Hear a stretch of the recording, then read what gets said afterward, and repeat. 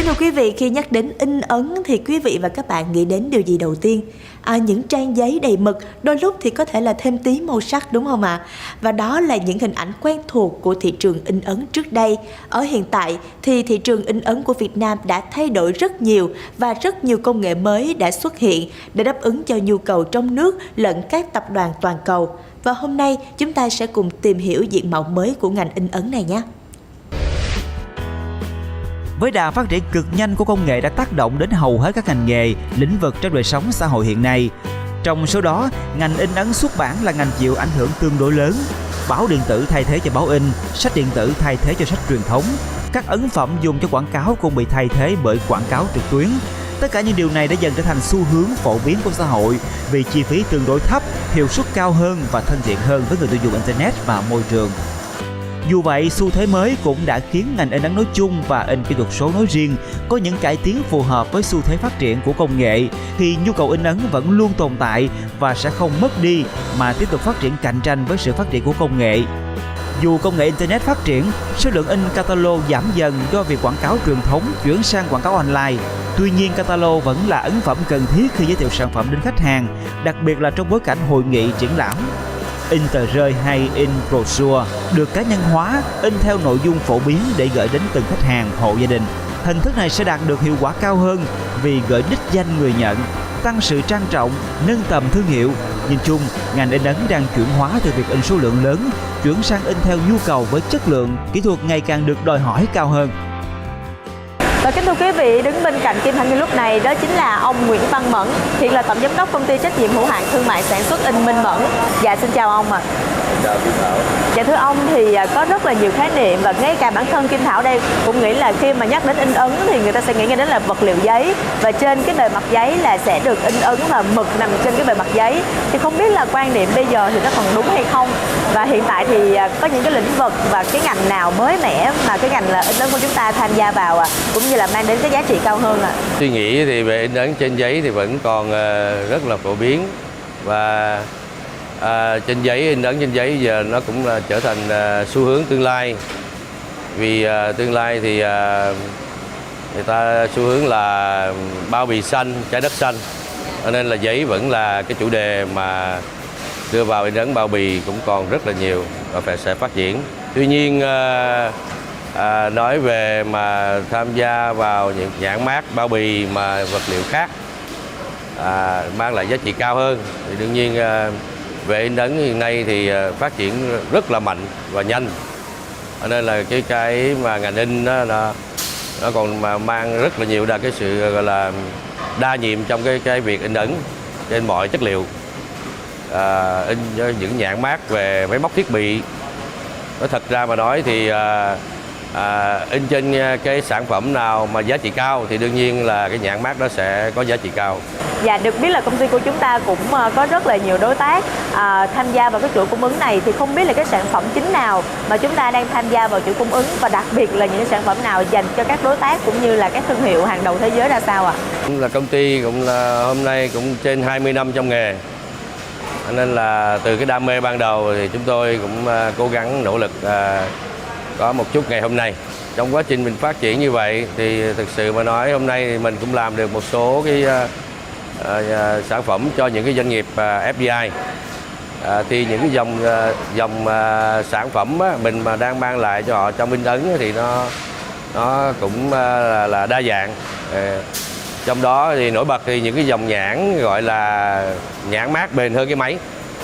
Thì hiện nay thì mình làm cho Aqua Việt Nam thì cũng làm những nhãn control máy giặt kiểm soát máy giặt là nhấn nút hàng ngày để mà điều khiển cái máy giặt đó. Là những cái nút của cho Aqua Việt Nam.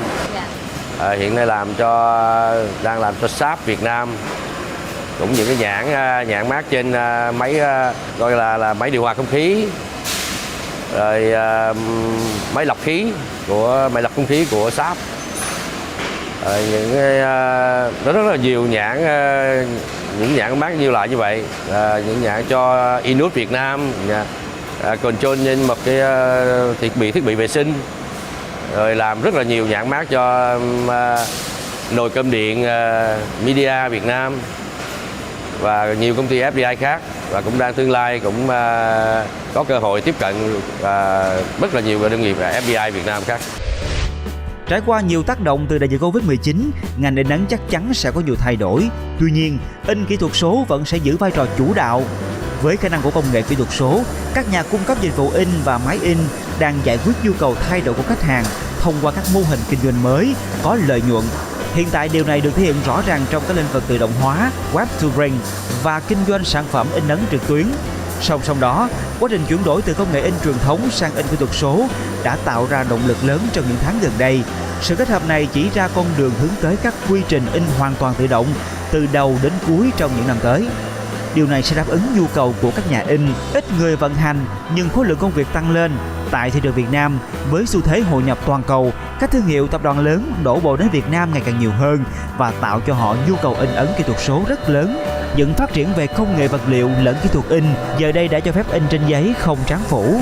Các loại vật liệu trong suốt, metallize, kim loại, vải và plastic cùng với các kỹ thuật mới sẽ tạo ra sự tinh tế của bao bì, nhãn hàng. Đây sẽ là thời cơ lớn cho các doanh nghiệp in ấn có sự đầu tư nghiêm túc, bền vững cho xu thế này. Thật sự là khi mà Kim Thảo qua bên khu vực cái góc bên này thì cảm thấy là nó rất là hoành tráng. Thì không biết là khi mà ông đầu tư những cái máy móc tiên tiến như thế này thì đã mang những cái lợi ích như thế nào đến với lại công ty Minh Mẫn à? Công ty cũng cần phải đầu tư máy móc mới vì cái nhu cầu của khách hàng hiện nay họ luôn luôn cần ngày một là phải nâng cao cái đẳng cấp của cái nhãn mác của họ lên. Nên là mình phải phục vụ là cái nhãn mác mà cần nhiều cái hiệu ứng thì cái máy càng phải nhiều trạm và để đáp ứng được cho những cái hiệu ứng đó.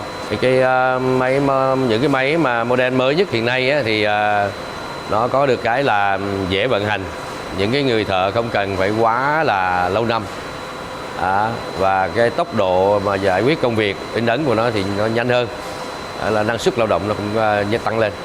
Thì cái tốc độ và những cái xử lý hiệu ứng của cái máy mới này thì nó cao hơn nhiều so với những cái thế hệ trước.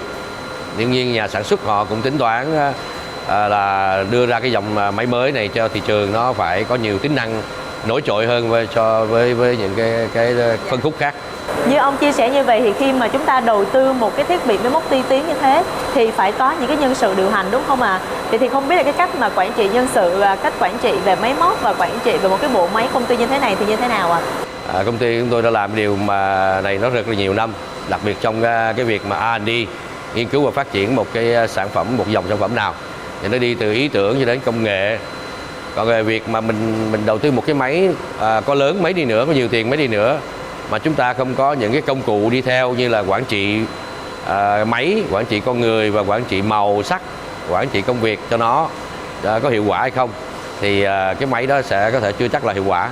Chính vì vậy chúng tôi lại phải đầu tư và song song đó có là quản trị về trong ngành in thôi thì quản trị màu là chúng tôi đã làm và chúng tôi rất là thích thú và hứng thú về cái việc đó vì cái tiêu chuẩn quốc tế hiện nay là họ đang cần như thế và chúng tôi học được, làm được và có thể khả năng chúng tôi phục vụ được nhiều hơn cho họ. Dạ, xin được cảm ơn những chia sẻ của ông trong ngày hôm nay.